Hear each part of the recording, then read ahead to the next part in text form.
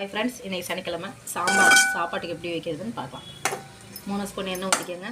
அதில் கடுகு, வெந்தயம், ஜீரகம் 3 போட்டு கொஞ்சம் பெருங்காயம் போட்டு நல்லா பொரியணும். சடப்படன்னு பொரிச்சதுக்கப்புறம் வெங்காயம், தக்காளி, பச்சை மிளகாய் 3ஐயும் கொட்டி நல்லா வணக்கணும். கொஞ்சம் உப்பு சேர்த்துக்கணும், அதோட தேவையான அளவு. நல்லா வணக்கிட்டு சாம்பார் தூள் போட்டுக்கலாம். இப்போ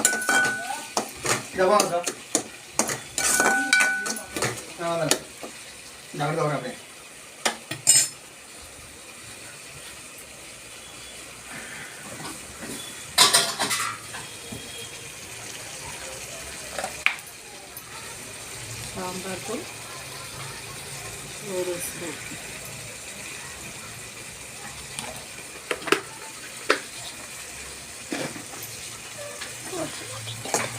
நல்லா வதக்கி விடணும்.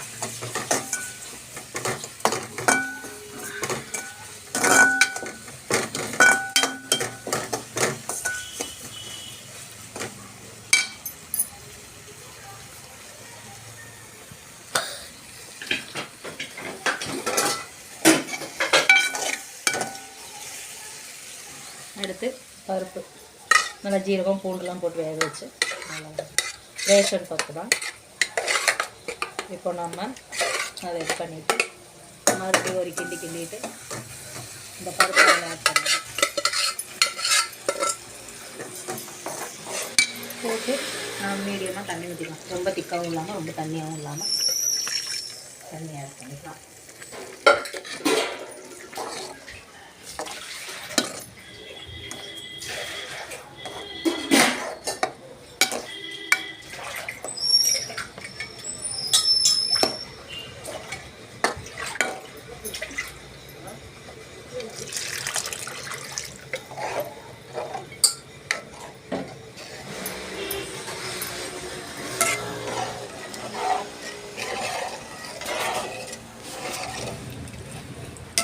இந்த அளவு தண்ணி எனக்கு போதுமானது.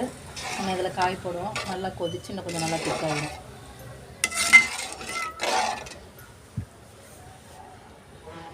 இப்போது இதை நல்லா மூடி வைப்போ கொதிக்கிட்டு. கொதிச்சதுக்கப்புறம் காயை ஆட் பண்ணிக்கலாம். ஓகே ஃப்ரெண்ட்ஸ், சாம்பார் நல்லா கொதிச்சிடுச்சு. அந்த சைடு இட்லி ஊற்றி வச்சுக்கலாம். டைம் ஆகிடுச்சு, பசங்களுக்கு ஸ்கூல் கிளப்பணும். சாம்பாருக்கு இன்னைக்கு காய் முள்ளங்கி, 2 கத்திரிக்காய், பீன்ஸு, கேரட்டு இது 4 போட்டிருக்கேன். நம்ம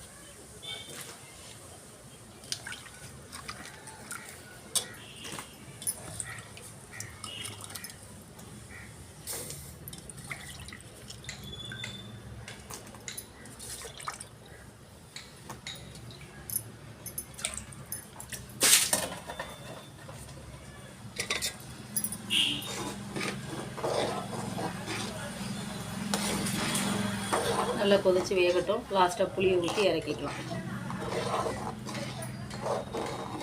ஹலோ ஃப்ரெண்ட்ஸ், இப்போ நம்ம மூடி ஓப்பன் பண்ணி இந்த ஸ்டேஜில் நம்ம புளியை ஊற்றிக்கலாம். சும்மா நான் கொஞ்சமாக பாருங்கள், இவ்வளோதான். ஒரு 3 விதை இருக்க மாதிரி எடுத்துக்கோங்க புளி. பாருங்கள், சாம்பார் எப்படி தள்ளன்னு ரெடி ஆகிடுச்சு. புளியை ஊற்றிட்டு நல்லா ஒரு கொதி விட்டுட்டு இறக்கிடலாம் சாம்பார். அவ்வளோதான் ஃப்ரெண்ட்ஸ், சாம்பார் ரெடி ஆயிடுச்சு.